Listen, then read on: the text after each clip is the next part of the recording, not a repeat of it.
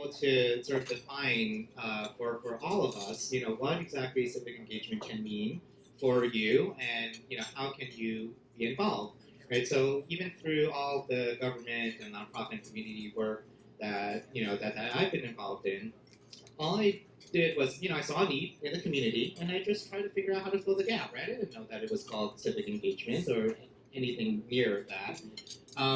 So with that, I'm very honored to introduce our esteemed colleagues who I have on the stage with me, who will sort of walk us through their individual experiences and kind of talk us through, what civic engagement means for them. So sitting next to me, we have Jun Ji.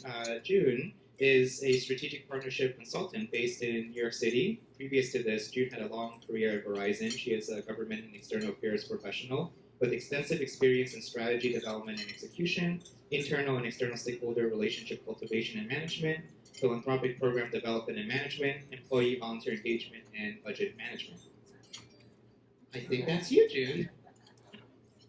And so sitting next to June is Marie Lam. Marie is one of the founders of the Chinatown Health Clinic. A social worker by training, Ms. Lam has been a tireless fundraiser on behalf of community-based health services. She has chaired the foundation's fundraising committee for more than 10 years. She is frequently cited as a role model for Asian American philanthropy. And sitting next to Marie is Brian Chen. Brian is the Director of Education and Career Services at the Chinese American Planning Council, the nation's largest Asian American social services agency. He recently orchestrated the successful merge between CPC's youth and workforce development divisions to help streamline services and maximize the organization's impact across the Chinese immigrant and low-income communities of New York City. So please help me welcome our panelists to the stage. All right, so why don't we first start off by asking each of the panelists, what does civic engagement mean to you, and how did you become involved, within each of the various different networks and the work that you do? So let's start with Jim. First and foremost, good evening, and I want to give a big shout out to Tina Lee, and if it wasn't for Tina, I don't think any one of us would be in the room tonight, so thank you, Tina, and congratulations to all the scholars. When I think back, civic engagement, like Brian, Hewett said that, I didn't know the definition. It was just a matter of wanting to do something for my community. When I was growing up in the Lower East Side, I grew up on Grand Street, all the way down in the Lower East Side. I was not amongst those who looked like me, because there were far and few that looked like me. So you can say it's kind of corny, I was somewhat colorblind. But as I got older, when I reached junior high school, it was my first big experience with meeting others who looked like me, but they were treated differently. They were the new immigrants. These were the girls that just arrived into this country with very little knowledge of the language, the culture, and then they were the ones that were always being bullied by others. And I couldn't understand why, because they looked like me, I looked like them, but I wasn't treated like that. And then that's when I realized that there was something that was just not right. So at that time, I realized that, I needed to do something. I didn't know what it was, but I started getting involved with some really local community organizations. And I have to thank my sister for it, because she was someone who introduced community activism to me. It was during the latter years of the Vietnam War. I'm only 28. I was a little girl at that time. But she introduced that activism to me, and I felt that, if we want to have a better place, we need to do something. And whatever that little something is, we'll do it. And I remember my first engagement was going to this storefront space on 14th Street, somewhere in Union Square. They were passing out buttons and aprons and folding tables so that you can take them and sell them to raise money for the whole anti-Vietnam campaign. I remember doing that, taking these buttons up to Central Park, park myself in the park, open up my folding table, and I started selling buttons. And that was my first real engagement. And though I didn't understand the whole thing, but deep inside, I knew there was something that I was doing that was going to make a difference for a lot of people. And as I progressed, as I got older, the realization came to me as to who I am and what my community means to me was when I was at the college level. That's when I really saw the world through a different set of lenses. And that's when I said, you know what, we need to do something. We need to do something for our community. So I got involved even further in Manhattan's Chinatown by doing a lot of volunteerism. Ultimately led to my job at Verizon, and I was very fortunate to have a position where it allowed me to be someone that can advocate for my community within corporate America. And that led to a lot of introductions to different things, both at the local and national level. Fast forward today, I am now a retiree. I retired 7 years ago. But I spent a lot of my time, as best as I can, to engage myself in community-related activities that can better our community. So, for example, right now, I am on the board of an organization called OCA. It used to stand for Organization of Chinese Americans, which is a national civil rights and advocacy volunteer organization. And I also serve on a board called the Asian Pacific American Institute for Congressional Studies in Washington, D.C. They serve as a pipeline to bring Asian Americans into the political arena because we as a community need to have a bigger voice so that we can advance our community. I know my time is up. I'm going to pass it over to Marie.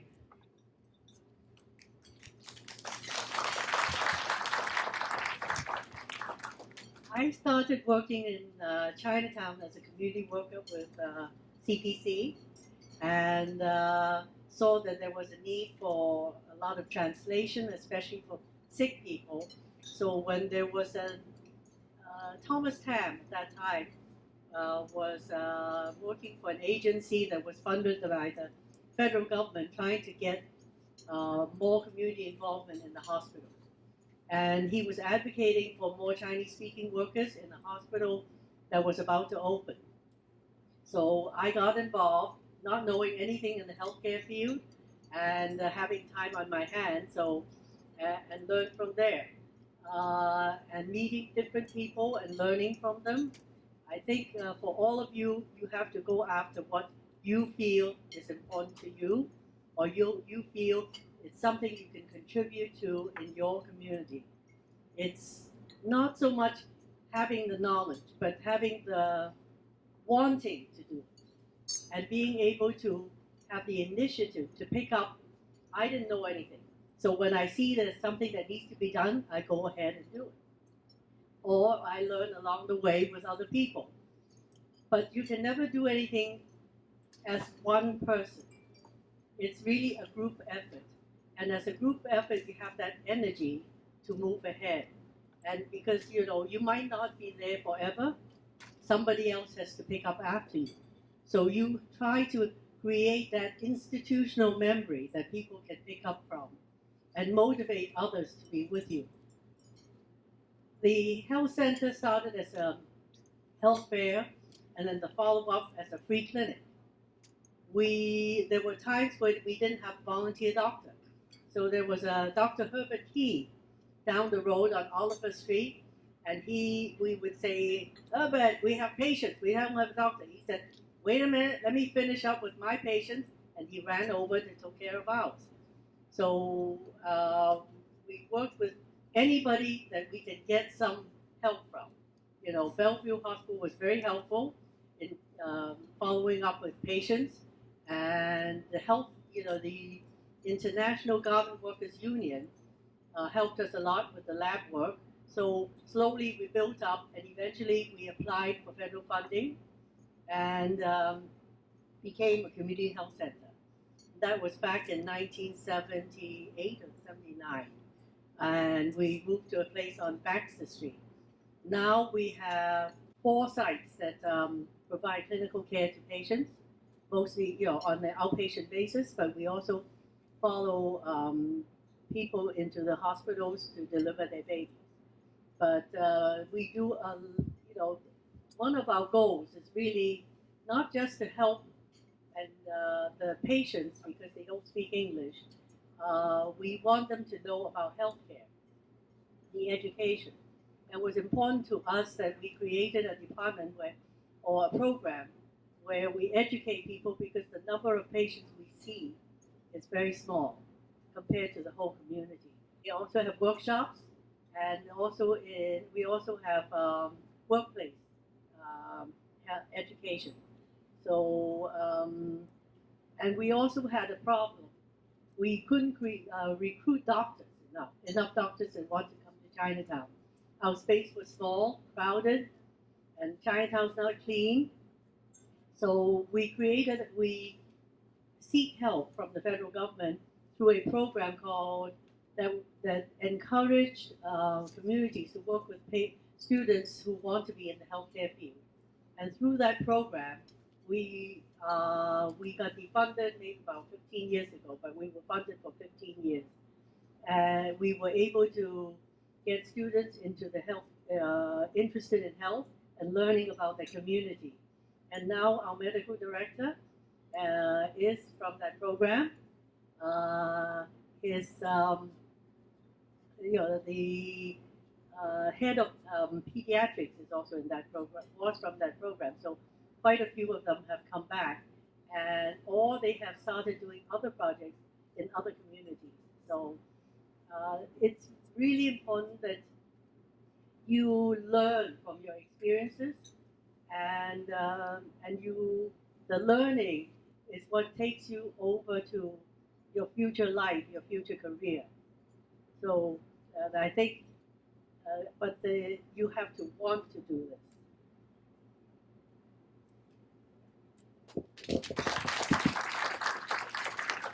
Good evening, everyone. So I just want to take a moment to thank Tina and the Greater New York Chinese Scholars for Dollars for really inviting me here today to speak amongst this group of really inspirational leaders. I have been in the social service space for the past 12 years, and compared to these two fierce women, I'm still relatively new to the civic engagement space, although I am older than both of you. So, but I think when I hear the term civic engagement, the words that I associate with that personally are access, equity, and social change.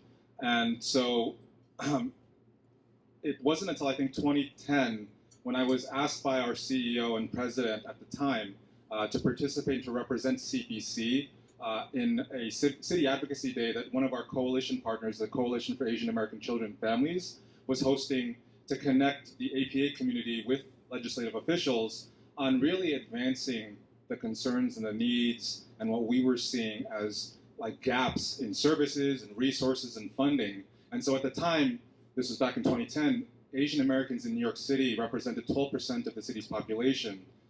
Fast forward 8 years in 2018, we're 15% of New York City's population. We're the fastest growing ethnic racial group in New York City.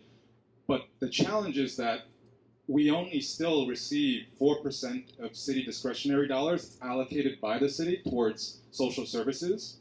And we receive less than 2% of social service contract dollars. So there's a lot of inequity there in terms of the community and our makeup and how spread out we are across the city, but really how much our government and New York being one of the more progressive, if not the most progressive city in the country, that we still have much to do in terms of really the equitable space and ensuring that there's access, equity, and social change for all New York cities, inclusive of the APA population. And so that's where I come in and really I'm at the forefront of really understanding that for those of you in the room, especially the scholars, and I do want to congratulate those of you that are the new scholar recipients. I met some of you, and you're really doing awesome things. I do want to shout out two scholar recipients, Brian and Andrew, who are actually former CPC participants. So you're doing really great work.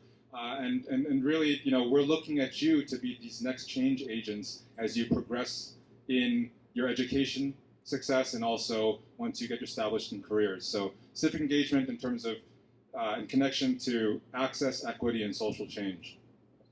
Great.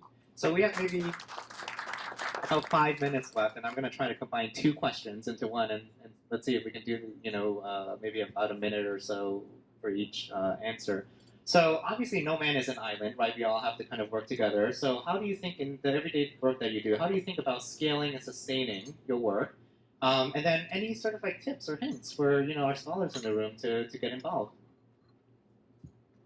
I was just thinking about Bernice, who came up before. She is truly inspirational to me this evening thus far, to hear what she's gone through after graduating. What she has done is going to be such a long lasting in so many ways. When she comes up with a final report of however she's going to put it, there's going to be such a legacy set forth by her. We can't do it alone. There's so much out there, enough for everyone to do. When I think about OCA, number one, as I said, it is a volunteer organization. There's not a single person that gets paid, but yet we get the work done.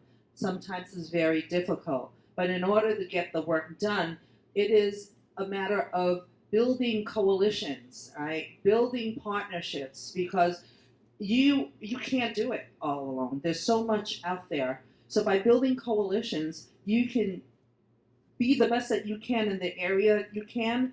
In areas where you can't, you have partners that can support you. And so you need to have that support system in place. So I highly recommend and suggest that, where there's opportunity to create partnerships, do that.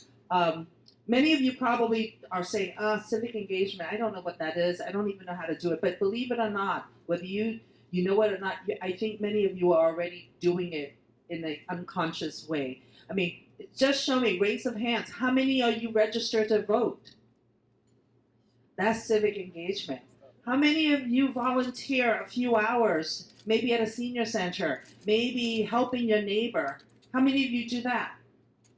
That's civic engagement. So there's so much more that I can name, but by being able to serve your community, serving somebody, that is part of civic engagement. So that's a good way to continue to sustain yourself and the people around you.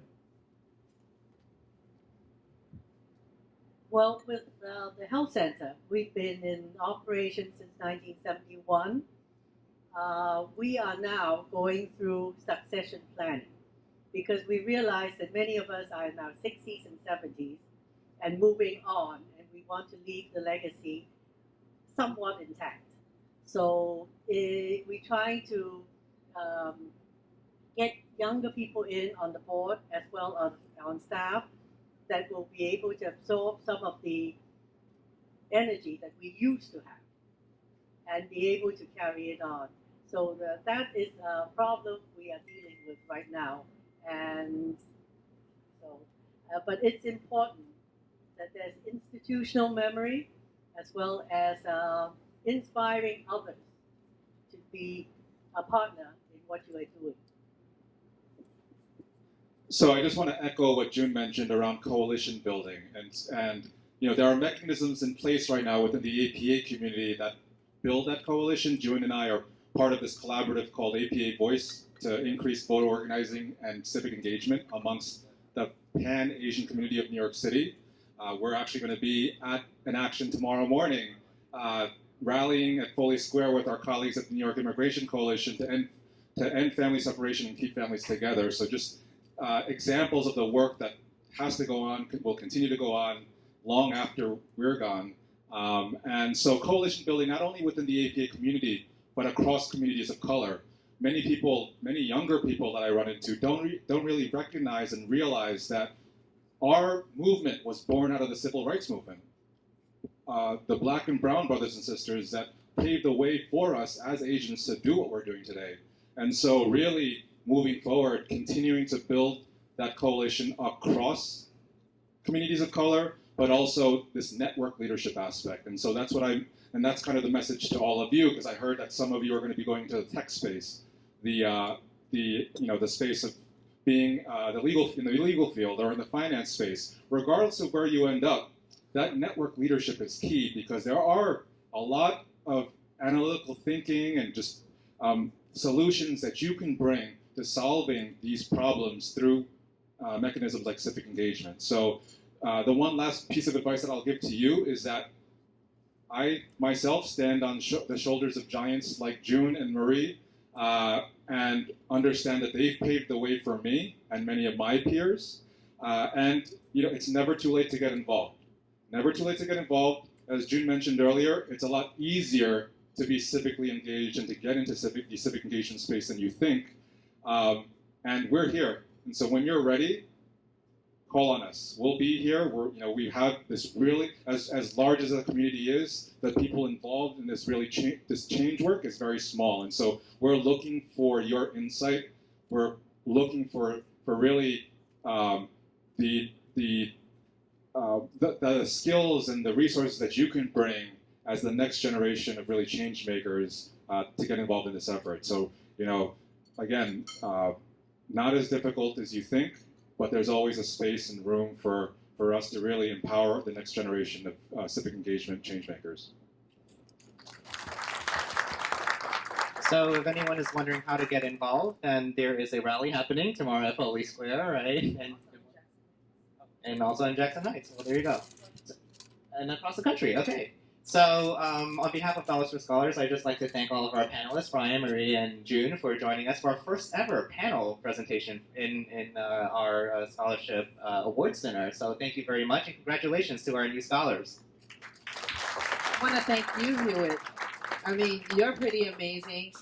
For someone at your age to be within the city administration is an accomplishment. So I congratulate you, and I think you're doing a terrific job as a former scholar and now, I believe, a board member. So good for you. Kudos to you. I just want to echo that. So I gave a lot of the kudos to Marie and June, but Hewett's doing some amazing work around health access as well. And so I'm really looking forward to me personally working with him more on how we can advance kind of healthcare and healthcare access within the AP community. So thank you, Hewett.